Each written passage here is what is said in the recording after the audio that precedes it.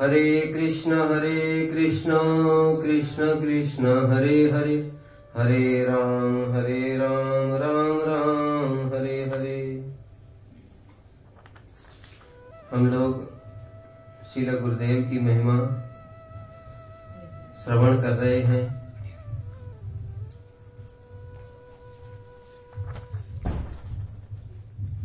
श्रील गुरुदेव ने किस प्रकार से एक साधक अवस्था में, फिर सन्यासी की अवस्था में, ब्रह्मचारी की अवस्था में और उसके पश्चात में आचार्य की लीला में किस प्रकार से स्वयं आचरण करके दिखाया। आचिनोति यह शास्त्रार्थम आचार्य स्थापयति यद्यपि स्वयं आचरते यस्मात् आचार्यस्तेन कीर्तितः, कि जो स्वयं आचरण करते हैं और उसके पश्चात में दूसरों को भी उस आचरण में स्थापित करते हैं, उनको ही आचार्य कहते हैं। किस प्रकार से गुरुदेव के जीवन में, चाहे वो एक शिष्य की लीला हो, चाहे वो एक सन्यासी की लीला हो और चाहे वो आचार्य की लीला हो, किस प्रकार से जो शास्त्रों में आचरण बताया गया वो उन्होंने कैसे करके दिखाया। शिष्य की लीला में हम लोग थोड़ा विचार करते हैं कि शिष्य का जो सबसे सर्वोत्तम गुण है वो क्या होता है? शरणागति। गीता में भी हम लोग देखते हैं कि भगवान ने अर्जुन को तभी उपदेश देना प्रारंभ किया जबकि वो पूर्ण शरणागत हो गए। जब अर्जुन ने स्वयं ही बोला शिष्यस्त्यहं साधिमां त्वां प्रपन्नम, तब भगवान ने उनको उपदेश प्रदान किया। श्रील गुरुदेव के जीवन में यह बात पुनः पुनः देखी जाती है। जब उन्होंने हमारे परम गुरुदेव श्रील भक्ति प्रज्ञान केशव गोस्वामी महाराज जी का चरणाश्रय किया, उसके पश्चात में मठवास के लगभग 4-5 वर्ष के पश्चात श्रील परम गुरुदेव ने, जब हमारे गुरुदेव श्रील वामन गोस्वामी महाराज, श्रील त्रिविक्रम गोस्वामी महाराज तीनों को ही संन्यास देने के लिए कहा, तो श्रील त्रिविक्रम गोस्वामी महाराज और श्रील वामन गोस्वामी महाराज उन्होंने तो मना कर दिया। किंतु श्रील गुरुदेव ने क्या बोला? श्रील गुरुदेव ने कहा कि मैंने अपनी जितनी भी आसक्ति है, जो मेरे माता पिता के चरणों में और परिवार इत्यादि के प्रति जो मेरी भी आसक्ति थी, वो सारी की सारी उन्होंने स्थानों से लेकर के आपके चरणों में समर्पित कर दी है। इसलिए अब आप मुझे जैसे कैसे भी रखें, किंतु मैं बस आपका दास हूं। तो ये दिखाता है कि जो शिष्य का सर्वोत्तम गुण है शरणागति, यह किस प्रकार से श्रील गुरुदेव ने अपने जीवन में आचरण करके दिखाया और उसके प्रभाव से गुरुदेव से परम गुरुदेव पूर्ण रूप से संतुष्ट हो गए। और अगर एक बार गुरु संतुष्ट हो जाएं, तो फिर परमार्थ जगत में और भी कुछ प्राप्त करने के लिए कुछ भी बचता नहीं है। इस प्रकार से श्रील गुरुदेव ने एक शिष्य की लीला करके दिखाई और उसमें किस प्रकार से शिष्य का कर्तव्य होता है, किस प्रकार से उसका आचरण होना चाहिए, ये सब गुरुदेव ने स्वयं आचरण करके दिखाया। किस प्रकार से प्राण देकर भी गुरु सेवा की जाती है, जैसे हम लोग पुनः पुनः सुनते हैं। श्री अनंग मोहन ब्रह्मचारी की उन्होंने सेवा की। उस समय टीबी एक संक्रामक बीमारी थी, किंतु गुरुदेव ने अपने प्राणों की परवाह न करके किस प्रकार से अनंग मोहन ब्रह्मचारी की सेवा की, जबकि उनको खून की उल्टी इत्यादि भी होती थी। वो सब गुरुदेव स्वयं ही साफ करते थे और अंत तक जो अनंग मोहन ब्रह्मचारी जी की, जब तक उन्होंने शरीर त्याग नहीं किया, तब तक अंत समय तक भी गुरुदेव ने अपना तन मन देकर के उनकी पूर्ण रूप से सेवा की। और इसी कारण से जो हमारे परम गुरुदेव हैं वो उनसे पूर्ण रूप से संतुष्ट थे। और ये बात हम नहीं कह रहे हैं, स्वयं श्रील त्रिविक्रम गोस्वामी महाराज जी पुनः पुनः इस बात को कहते थे। वो स्वयं एक महाभागवत है। हमारी बात का कोई गुरुत्व नहीं होता है, क्योंकि हम बद्ध जीव हैं, उसमें दोष होते हैं। किंतु जो एक महाभागवत किसी के प्रति कुछ बोलते हैं तो उसमें बहुत गुरुत्व होता है, क्योंकि वो उनका पारमार्थिक संबंध है। इसलिए पारमार्थिक संबंध युक्त होकर के जो बात बोली जाती है उसमें बहुत गुरुत्व होता है। हम लोग जो कीर्तन गाते हैं, कीर्तन लिखते हैं, बहुत से लोग कवित्व गुण होता है तो उस कारण कीर्तन लिख देते हैं, उसका कोई गुरुत्व नहीं है।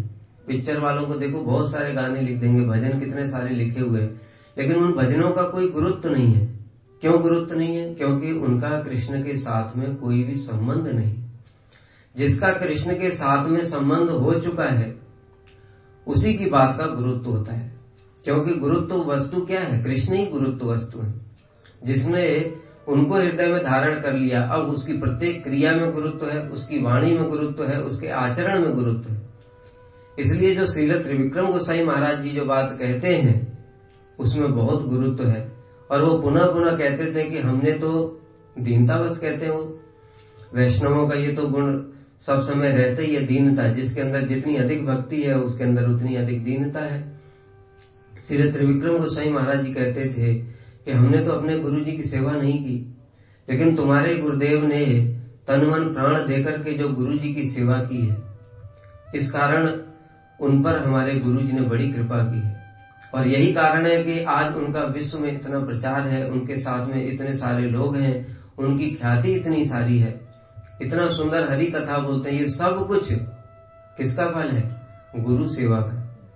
और ये श्रील त्रिविक्रम गोसाई महाराज जी ही नहीं कहते थे, स्वयं गुरुदेव भी इस बात को कहते थे कि हमने अपने जीवन में जो थोड़ी बहुत गुरु सेवा की है, जब उनको युगाचार्य की भी पदवी प्रदान की गई उस समय भी श्रील गुरुदेव ने ये बात कही कि मैं तो इस योग्य नहीं हूँ, लेकिन हमने जो थोड़ी बहुत गुरु सेवा की है उसके फलस्वरूप ही हमको ये सब गुरु जी की कृपा से प्राप्त हुआ है। इसलिए हम वो सारा का सारा अपने गुरुदेव और गुरु परंपरा के चरणों में ही समर्पित करते हैं। तो इस प्रकार से श्रील गुरुदेव ने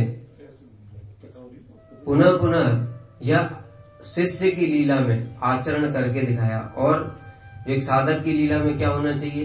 जो सबसे मुख्य वस्तु है वैष्णवों के प्रति प्रीति। ये बात भी श्रील प्रभुपाद भक्ति सिद्धांत सरस्वती ठाकुर बोलते थे। एक समय उनके सभी शिष्यों ने विचार किया कि हम सभी लोग तन मन प्राण देकर के प्रभुपाद की सेवा करते हैं, इसमें से सर्वोत्तम सेवा क्या है? सर्वोत्तम सेवक कौन है? किसकी सेवा सर्वोत्तम है?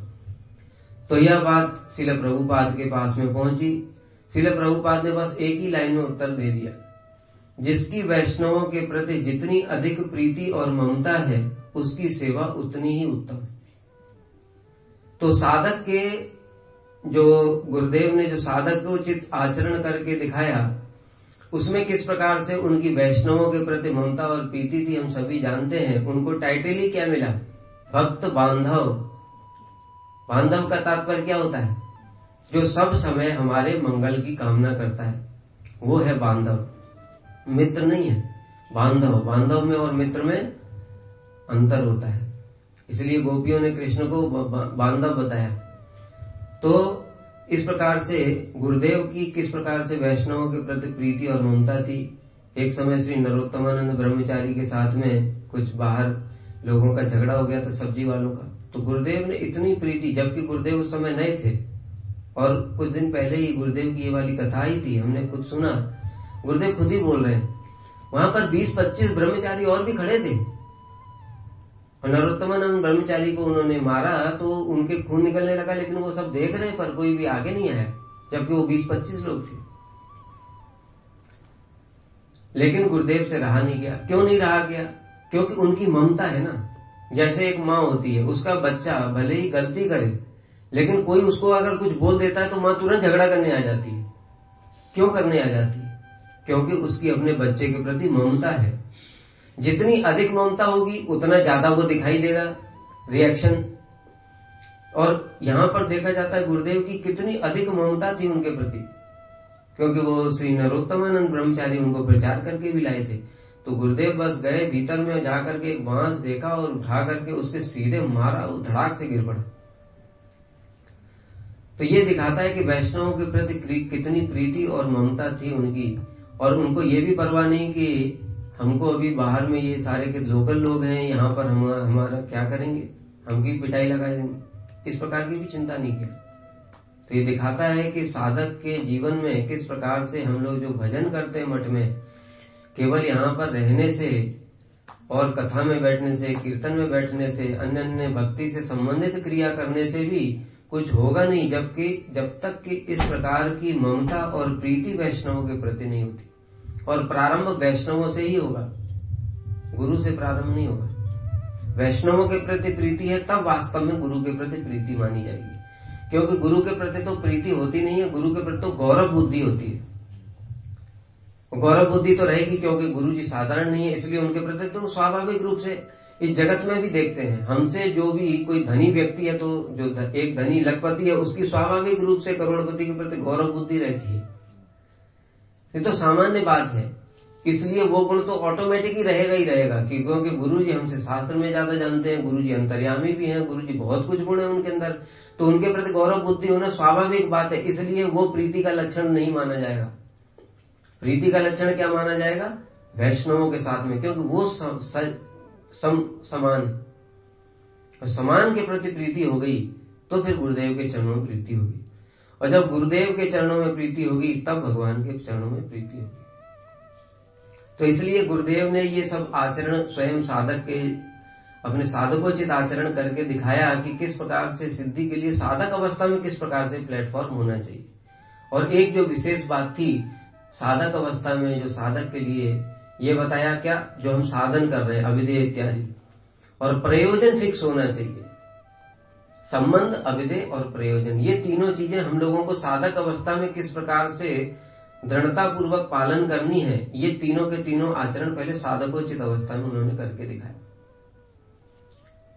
प्रयोजन क्या, गुरुजी, ये भी गुरुजी स्वयं ही कहते थे कि मैंने अपने मठवास के प्रारंभिक काल से ही ये निर्धारित कर लिया था कि मुझे अपना जो समय है वो इन सब चीजों में, जैसे मायावाद इत्यादि और अन्य अन्य जो चीजें हैं, उन सब में नहीं लगाना है। मुझे जो वास्तविक वस्तु है, जिस चीज के लिए श्री चैतन्य महाप्रभु जगत में आए, जिस चीज के लिए श्रील रूप गोस्वामी, सनातन गोस्वामी आए, जिसके लिए श्रील प्रभुपाद जगत में आए, किंतु वो श्रील प्रभुपाद और उनके परिकर भी जिस वस्तु को वितरण नहीं कर सके, उसको मैंने प्रारंभिक काल से ही निर्धारित कर लिया था कि मुझे इसका ही वितरण करना है। पहले इसको खुद धारण करना है, फिर उसके बाद में वितरण करना है। तो ये दिखाता है कि हमारे जैसे साधकों के लिए उन्होंने कैसे एक एक चीज में आचरण करके दिखाया। संबंध, अभिधेय और प्रयोजन, तीनों का आचरण कैसे करके दिखाया। संबंध क्या, कृष्ण के साथ हमारा डायरेक्ट संबंध नहीं है, हमारा संबंध किसके साथ में है, राधा जी के माध्यम से कृष्ण के साथ में संबंध है। मदीशा नाथत्वे ब्रज विपिन चंद्रम ब्रज बनेश्वरी मन नाथत्वे, कि मेरी जो ईशा है राधा रानी, उनके कृष्ण प्रियतम है, इस दृष्टिकोण से हमारा कृष्ण के साथ में संबंध है, डायरेक्ट कोई संबंध नहीं। अभिधेय क्या, जो अभी बताया, अभिधेय में क्या क्या चीज बताया। भजन साधन करते समय पहले तो वैष्णवों के साथ प्रीति और ममता पूर्वक उनकी सेवा करनी है। दूसरा, गुरु के प्रति शरणागत होकर के किस प्रकार से तन मन प्राण देकर के उनकी सेवा करनी है, ये अभिधेय हो गया। और प्रयोजन अभी बता ही दिया कि प्रारंभिक काल से ही बस वही वस्तु, एक ही लक्ष्य, उन्होंने स्वयं ये तीनों आचरण करके दिखाए। फिर उनकी संन्यास लीला में देखो, जब उन्होंने संन्यास ग्रहण किया उसके पश्चात में उनका क्या अद्भुत आचरण है। इसमें जो उनकी बहन थी, उन्होंने कुछ कुछ प्रसंग उनके चरणों में पुष्पांजलि के समय में उन्होंने कीर्तन किए हैं। मैं उनको कुछ एक दो एज इट इज बताता हूं। सन्यासी का आचरण जैसे श्री चैतन्य महाप्रभु ने स्वयं किया। सन्यास लेने के पश्चात में कभी भी फिर अपनी स्त्री को, अपनी पत्नी को मुख नहीं देखा, नहीं कभी उनसे मिले, ऐसा कोई वर्णन नहीं आता। गुरुदेव ने भी किस प्रकार से ऐसा आचरण स्वयं करके दिखाया। यद्यपि अभी इस समय ऐसा हो नहीं रहा है, बहुत सारी चीजें हैं, लेकिन गुरुदेव ने स्वयं ये आचरण करके दिखाया हमारे जैसे बद्ध जीवों के लिए।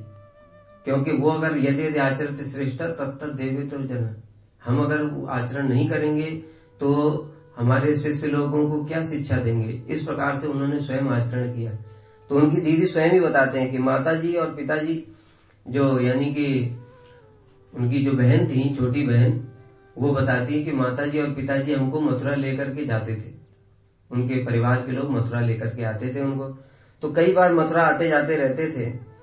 एक समय उनकी जो भाभी है अर्थात गुरुदेव की पत्नी, पूर्वाश्रम की गुरुदेव की पत्नी है ना गुरु माता, वो रोने लगी बहुत अधिक और उन्होंने कहा कि मुझे भी अपने साथ में ले चलो। तो उन्होंने कहा कि ठीक है, तो उनको भी साथ में ले आए।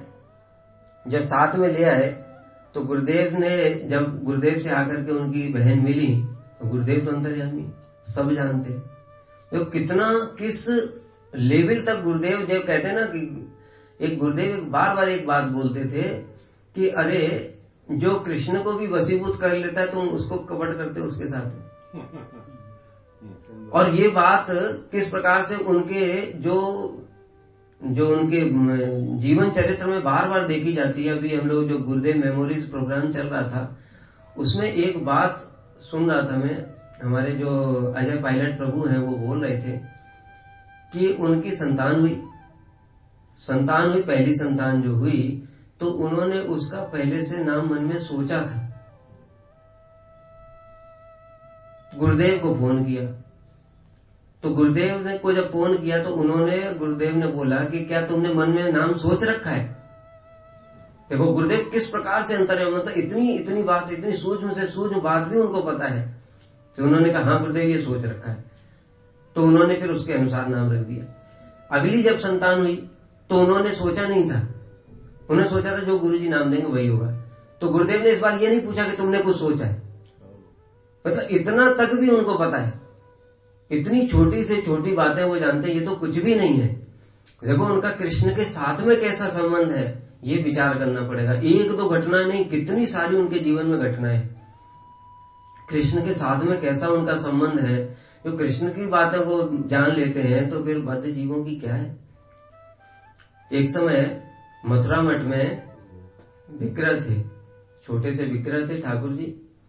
तो जो हमारी गुड्डी दीदी है उनकी जो माता जी है वो चाहती थी ठाकुर जी के विग्रह की सेवा करना। तो उन्होंने गुरुदेव से प्रार्थना किया, गुरुदेव ने उनको दे दिया, ठाकुर जी की सेवा कर रहे हैं। कुछ दिनों के पश्चात में वो आए, उनसे गुरुदेव ने पूछा सेवा ठीक ठाक करते हो? तो हाँ गुरुदेव ठीक ठाक सेवा करते।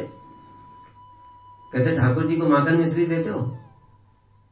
कहने लगे नहीं वो तो हम नहीं देते। तो गुरुदेव ने बोला ठाकुर जी मुझे आकर के बोल रहे थे कि तुमने मेरे को किसके यहाँ भेज दिया, वो तो माखन मिश्री नहीं देता है मुझे। अरे ब्रज के कृष्ण हैं, उनको तो माखन मिश्री नहीं दोगे तो उनको कैसे संतुष्टि होगी।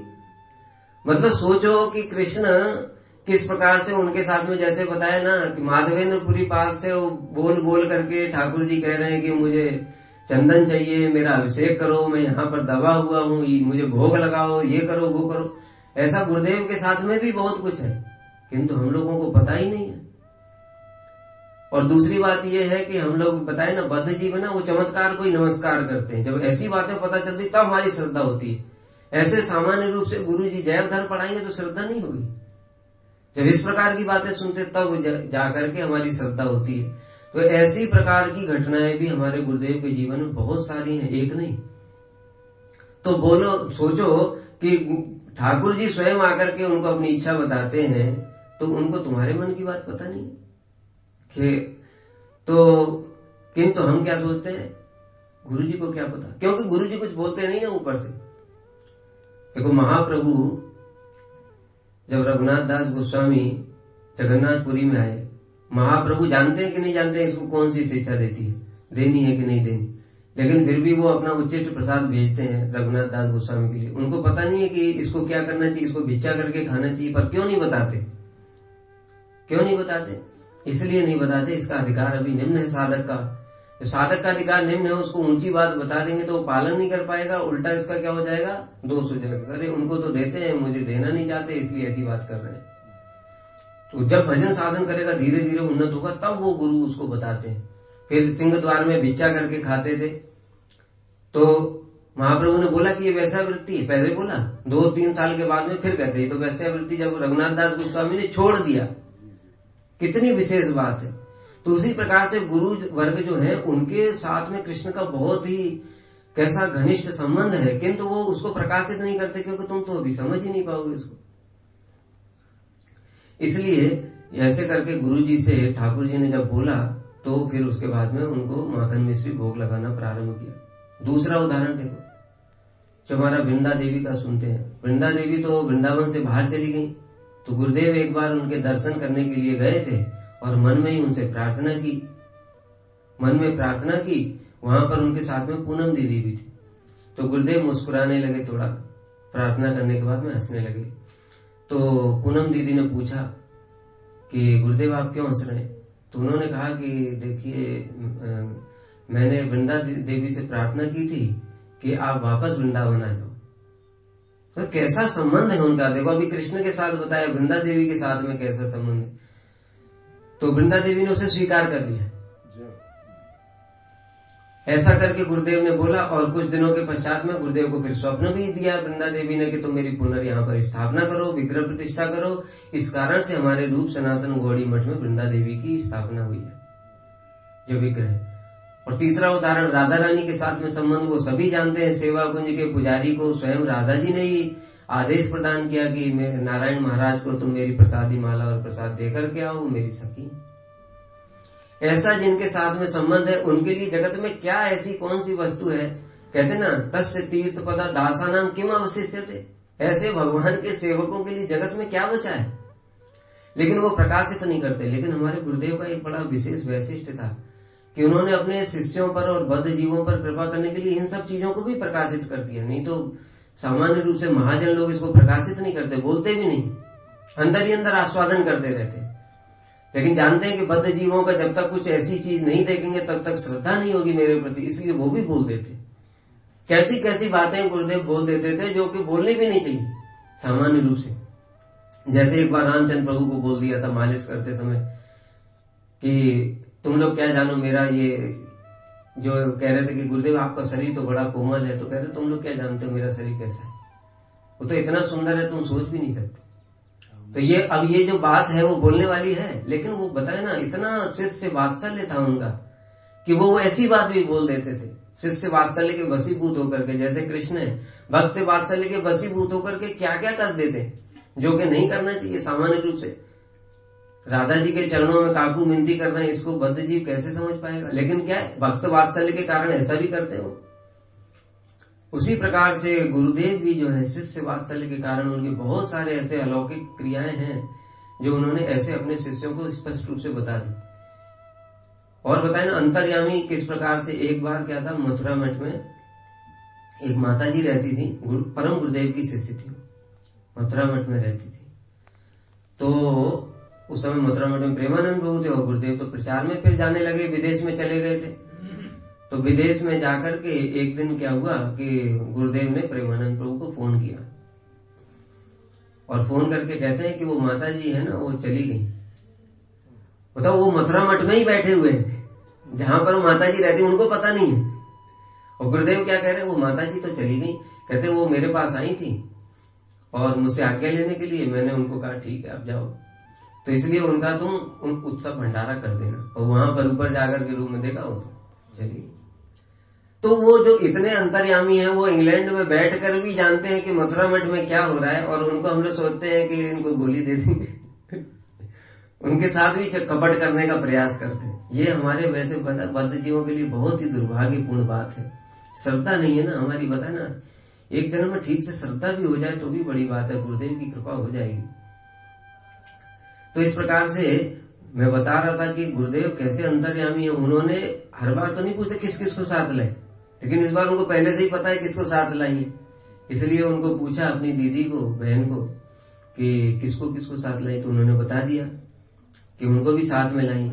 तो गुरुदेव ने क्या बोला, उनके ही वर्ड्स बताते हैं। बहुत क्रोधित हो गए और कहने लगे कि तुम ऐसा ही करोगी तो मैं तुम्हारा भी यहां आना जाना बंद कर दूंगा, दल बटोर के ले आती हो, यह ठीक नहीं है। इस प्रकार से डांट लगाई। जब बहुत रोने लगी उनकी बहन तो उन्होंने रोते रोते फिर गुरुदेव से पूछा कि जब सारी दुनिया के लोग आपके दर्शन के लिए आ सकते हैं तब फिर केवल भाभी का आपके लिए दर्शन आना क्यों वर्जित है? सारे जीवों पर कृपा करोगे, उन पर नहीं करोगे क्या? इस प्रकार से बात आती है बद्ध जीवों के मन में। तो वो यहाँ रहने के लिए तो आई नहीं है, दर्शन करके लौट जाएंगी। तब देखो गुरुदेव ने बताया ना किस प्रकार से अभी जो साधकोचित लीला, फिर किस प्रकार से सन्यासी का आचरण कैसा होना चाहिए, कैसे उन्होंने करके दिखाया। और तो गुरुदेव ने बोला तुम बहुत बोलने लगी हो, तुम्हें यह समझना चाहिए कि मैं बहुत अभी सन्यासी हूं, और सन्यासी का धर्म होता है कि अपने पूर्व आश्रम की पत्नी को देखना तक भी नहीं चाहिए। श्री चैतन्य महाप्रभु के सन्यास ग्रहण करने के पश्चात में उनकी पत्नी श्री विष्णु प्रिया देवी के उनके दर्शन की बात कभी भी नहीं सुनी जाती है। और अगर मैं ही आचरण नहीं करूंगा तो जगत के लोगों को क्या शिक्षा दूंगा। तो किस प्रकार से उन्होंने आचरण करके दिखाया, किस प्रकार से वो प्रतिष्ठित थे, और इसीलिए हम लोगों को भी वो शिक्षा दे करके गए सन्यासी धर्म को कैसा होना चाहिए। एक समय उनकी बहन है वो मथुरा में आई थी, तो गुरुदेव ने बोला कि तुम लोग कहाँ पे रहोगी। तो गुरुदेव ने बोला कि यहाँ पर तो, क्योंकि मथुरा मठ में पूरी जगह नहीं थी, देखा ही छोटा सा मठ है और उत्सव इत्यादि होता है तो इतने सारे लोग आ जाते हैं। तो उन्होंने पूछा यहाँ पे जगह तो नहीं है, तुम लोग कहाँ पे रहोगे। तो उन्होंने बोला महाराज जी हम लोग तो आपका दर्शन करने के लिए आए, हमको और कुछ नहीं चाहिए। फिर उन्होंने एक बात ऐसे ही बोली, अब मथुरा मठ के मालिक कौन है, गुरु जी हैं, और उनकी बहन है। तो उनके मन में आया कि उनका तो संबंध है ही है, तो एक रहता है भाव, ये हमारे भाई हैं। तो उन्होंने बोला कि आप तो मठ के इंचार्ज हैं, फिर आपकी इच्छा होगी तो हमको क्या थोड़ा सा रहने के लिए जगह भी नहीं मिलेगी। देखो गुरुदेव का विचार सुनना, किस प्रकार से हम लोगों को आचरण करना है और अभी हम कहाँ पर हैं ये समझ में आएगा। गुरुदेव ने बोला तुम समझती हो यहाँ पर जो कुछ भी है वो तुम्हारे भाई का है, किंतु ऐसा समझने की भूल मत करना, यहाँ पर जो कुछ भी है वो मेरे गुरुदेव का है और मैं उनका सेवक हूँ, दास हूँ, इसकी रक्षा करने वाला, मैं कोई इसका मालिक नहीं। कैसा उनका भाव है, कैसी उनकी आचरण करके शिक्षा देने की वृत्ति है, स्वयं कैसे उन्होंने आचरण करके दिखाया। सामान्य सामान्य छोटी से छोटी चीजों में भी कैसा आचरण उन्होंने करके दिखाया है। और जैसे एक नौकर या चौकीदार अपने मालिक के घर की रखवाली करता है, उसी प्रकार मैं भी अपने गुरुदेव की संपत्ति की रखवाली करता हूँ। इस प्रकार से उन्होंने शिक्षा दिया कि हम लोगों को भी कैसी वृत्ति होनी चाहिए कि मठ में कुछ भी हमारा नहीं, हम तो अपना प्रॉपर्टी समझते, ये बेड मेरा है, ये रूम मेरा है, तुम मेरे रूम में क्यों आ गए। छोटी से छोटी बात है, ब्रह्मचारियों के लिए भी हम शेयर नहीं कर सकते। तो भोग बुद्धि किस प्रकार से हमारी है और हमको कहाँ तक पहुंचना है, बताए ना। किस प्रकार से हमारा अभिधेय अर्थात साधन कैसा होना चाहिए, ये छोटी छोटी बातें अगर हम अपने आचरण में नहीं लाएंगे तो भक्ति में आगे नहीं बढ़ सकते।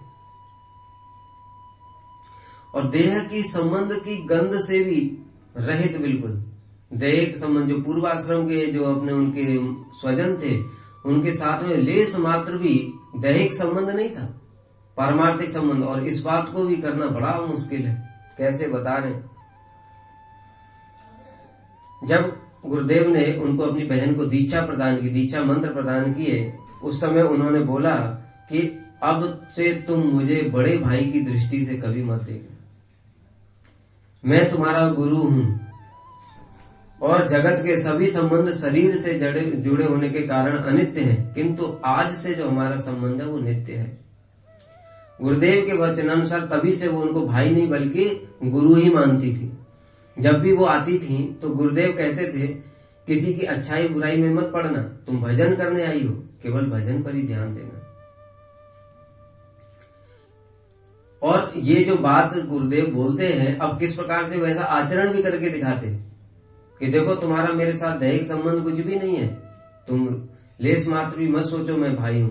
एक समय क्या हुआ कि उनकी माला की झोली फट गई थी, बहन की माला की झोली फट गई थी। हमारे तो ब्रह्मचारी भी अगर माला की झोली फट जाए तो उसको सिलने का टाइम किसके पास है, उनको नहीं चाहिए। लेकिन गुरुदेव ने देखो क्या शिक्षा दी, उन्होंने बोला आप मुझे एक नई माला की झोली दे दीजिए। कितनी छोटी वस्तु है हमारे लिए, लेकिन गुरुदेव के लिए कितनी बड़ी वस्तु है और कितनी बड़ी शिक्षा उन्होंने प्रदान की। गुरुदेव ने बोला अरे घर पर सिलाई कर लेना, यहाँ पर झोली बिना मूल्य के नहीं मिलती, पैसा देना पड़ेगा। ये दिखाता है कि वो अपने जो है वो उनसे बिल्कुल भी दैहिक संबंध नहीं है, और वो भी शिक्षा देने के लिए। देखो यही बात है, जो गुरुदेव के जो शिष्य लोग हैं, बहुत सारी उनकी शिष्य हैं, जब भी वो सेवा करती थी तो गुरुदेव क्या बेटी कह करके उनको संबोधन करते थे, और अगर वो माला की झोली मांगती तो मना करते नहीं करते। लेकिन इनके हृदय में जो संबंध की गंध है उसको पूर्ण रूप से नष्ट करने के लिए गुरुदेव ऐसा आचरण करके दिखा रहे कि ये मुझे भाई ना समझती रहे, इसलिए गुरुदेव ने बोला। नहीं तो गुरुदेव क्या है कि दे भी सकते थे, उसमें कोई इतनी बड़ी चीज तो थी नहीं। और बताए ना कि अपने और शिष्य हैं, गुरुदेव ने उनको किस प्रकार से आर्थिक सहायता भी की है। हम जानते हैं बहुत सारे ऐसे उदाहरण हैं जहां गुरुदेव ने काफी आर्थिक सहायता की अपने शिष्यों की, लेकिन इनकी क्यों नहीं की। एक माला की छोटी झोली देने में क्या दिक्कत है कि है, क्योंकि इनके हृदय से वो जो दैहिक संबंध है उसको पूर्ण रूप से निकाल करके उसमें पारमार्थिक संबंध को प्रवेश कराना है। इसके लिए गुरुदेव ये आचरण करके दिखा रहे, शिक्षा दे रहे। तो बोला बिना माला के, बिना मूल्य के झोली नहीं मिलेगी। कहने का मतलब क्या है, तुम जाकर के अपनी माला की झोली खुद सिलो या तो पैसा दो। दूसरी बात, एक अन्य समय गुरुदेव से कहा मेरी माला खो गई है, कृपया अन्य एक माला मुझे जप करके दे दीजिए। तब गुरुदेव बोले तुम नहीं खो गई, माला खो गई, तुम नहीं खो गई।